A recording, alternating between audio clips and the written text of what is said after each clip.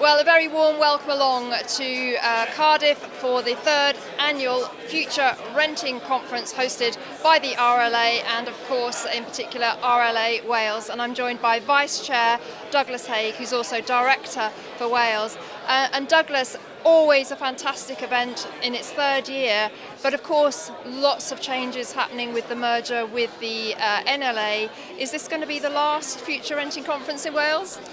Well, I don't want to tie the hands of the new CEO and the new board going forwards, but certainly it's going to be the last Future Renting Conference for the Residential Landlords Association. But I very much hope, seeing that the success that we've regularly had in Wales, and I think Wales is one of our best supported conferences that we've tended to run. I think it shows the strength of feeling and the amount of stuff that's going on in Wales as well, because obviously we're impacted by both the many devolved aspects of housing within Wales, but also the UK aspects as well. So it's a very busy legislative environment for us, and this is a great place for landlords to come along and learn about what's going on both sides of the border.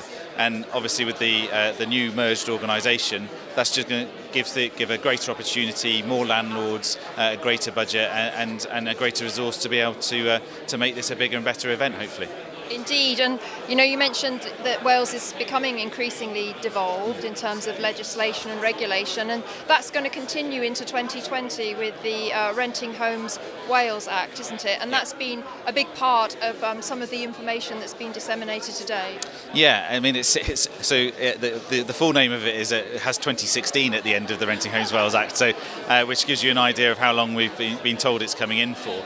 It's fundamentally the biggest change in legislation that Wales has ever had, and realistically, if you compare it to England, it goes back to the acts from the 1980s as well, to give you an idea of the scale of change that's going to happen. So it means that actually we've had to get it right, or they've had to get it right.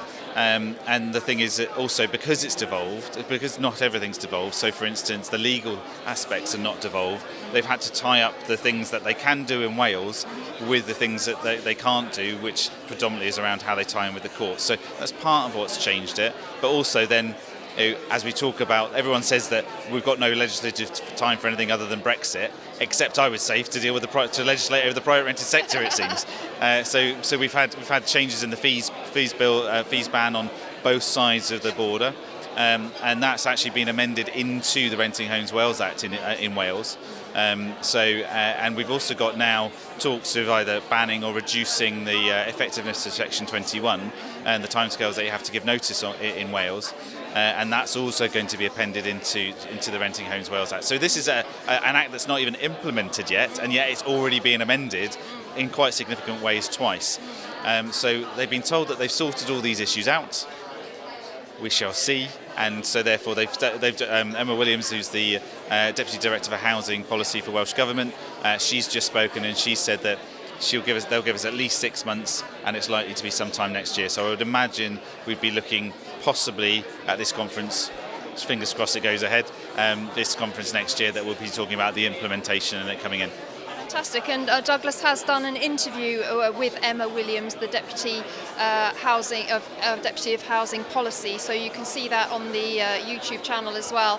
And Douglas, one of the other aspects of this new legislation is a different type of tenancy agreement, isn't it? Yes, you're going to have a standard model contract. So there is a secure model contract, which that's more akin to what currently exists in the housing association or the local authority world. But the standard model contract, so there will be standard terms that will be issued by Welsh Government, and you will be able to tweak the additional terms to it if you want to.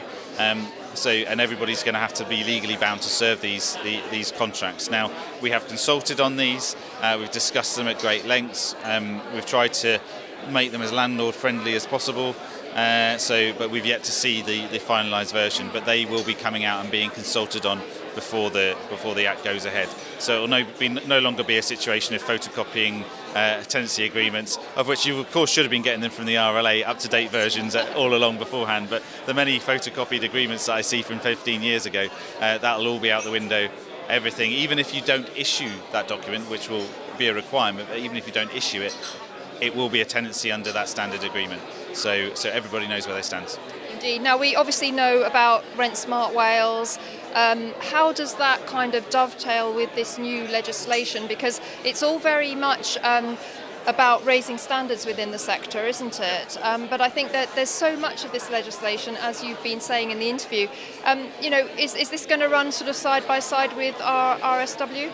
So Rent Smart Wales came in, as you know, we weren't particularly fans of a rather bureaucratic scheme. We've had Bethan Jones already this morning from Rent Smart Wales, who's the head of Rent Smart Wales. She's been talking about the latest information there. If you notice from that talk this morning, that was very much about the data that they've collected and the improvement that they're providing to agents. Now, both of those parts are actually bits that we did support about Rent Smart Wales. We said, yes, it's going to be a positive thing in terms of getting more data around the sector and being a really effective communication tool. And we also believe that, yes, agents should be regulated because ultimately they are providing services to landlords and tenants, and they should definitely be in a position where they do know what they're doing and they're audited, and that's happening now. So that's positive. What she didn't talk about was the overall improvement to the sector, of which I don't think many landlords or tenants will say has happened as a result of Rent Smart Wales. Now, what Rent Smart Wales and how it's going to dovetail into the Renting Homes Act is that obviously the Renting Homes Act is going to fundamentally change how the legislation works underlying the day-to-day transactions, how tenants report their issues and what landlords are responsible for, the model contracts that we've talked about, and lots of other things. It's going to introduce something called Fitness for Human Habitation, which is a set of prescribed standards rather than the Housing Health and Safety rating system, which is the current way they tend to measure risks. That's still going to exist alongside things, so we're going to make things even more complicated, but that sets out a standard. So how renting homes will fit with RSW, Rent Smart Wales, is that Rent Smart Wales will obviously be the key communication tool for landlords, and it's also going to set out CPD and training requirements, continued professional development and training requirements that a landlord has to fulfil along the way. So it's going to sort of try and get landlords to engage with the changes, and obviously it governs the code of conduct as well. So when Renting Homes changes, then the code of conduct and Rent Smart Wales will change as well. So that it does work quite nicely. Obviously, we feel that there are better ways of achieving it, and obviously the National Residential, the Landlords Association, the NRLA, will be there to provide all the information, training and background to everything that landlords need when it comes up, and we'll be informing you well ahead of time, as long as Welsh Government informs us ahead of time, which it doesn't have a habit of doing, what's happening going forwards. I think you've just highlighted, Douglas, how important these events are to keep landlords informed, but also the importance of the new NRLA going forwards, because we are getting into a more and more regulated environment. Landlords, they do need to keep up to speed, and these events and the combined NLA and RLA going forward next year, it's going to give us such a much bigger voice as well. So lots of positive things happening. We haven't spoken about the actual sector in Wales. You're a Welsh landlord yourself. Do you feel it's healthy in terms of kind of tenant demand? And yeah, okay. So in terms of tenant demand, it's very healthy. There's especially in prime sectors like Cardiff. But I mean, I'm fortunate. I've got a landlord in a number of local authorities that have very different demographics to them. So in terms of that, it is very positive. Strong rental demand, very few vacancies. And there's a greater awareness of tenants and their responsibilities as well that I'm beginning to find. Certainly in the tenants we're engaging with. In terms of the overall confidence in the market, the RLA has a research section called Pearl, which is going to continue under the new organisation, and that gains information on a quarterly survey from landlords. One of the things we do in that is a confidence survey, a bit like the Bank of England does for businesses and things like that. Yeah. About how confident a landlord's feeling about the sector at the moment, and unfortunately Wales is definitely quite low down in terms of overall confidence, and I don't think that's because of rental values, and I don't think that's because of tenant demand. It is people are just absolutely bombarded with the amount of stuff that's coming out at the moment. They don't know where they are. We get this conflicting situation that most of our media in Wales comes from England, so there is a certain amount of confusion. So it does come back to the point of having a really good resource of information, which I think the NRLA and the RLA currently provides. So for a good resource for landlords to make sure they're following the right ones, because we have a lot of Welsh landlords that are actually following English legislation, and with all the best will in the world, that's not legally compliant in Wales. so they can get tripped up on that. So it's a positive market, but landlords really need to be educated in what they're doing going forwards.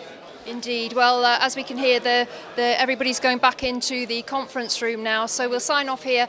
We've got more videos and interviews to come from the Future Renting Conference here in Cardiff, but for now we're saying thank you very much to Douglas, and no doubt another very successful day, some fantastic speakers, and a great day for learning and education. Yeah, I'm really excited about the event again. Very, very positive about the future of the NRLA and the combined voice that we're going to have together. It's going to provide a very positive experience for landlords and the opportunity for us to feed back more to government and have a stronger voice. So, and always just like to thank Property Tribes for coming here, supporting us. You've been fantastic advocates for what we do, and you've helped us get the message out there. So from Wales and from the RLA, thank you. Thank you very much. Thank you.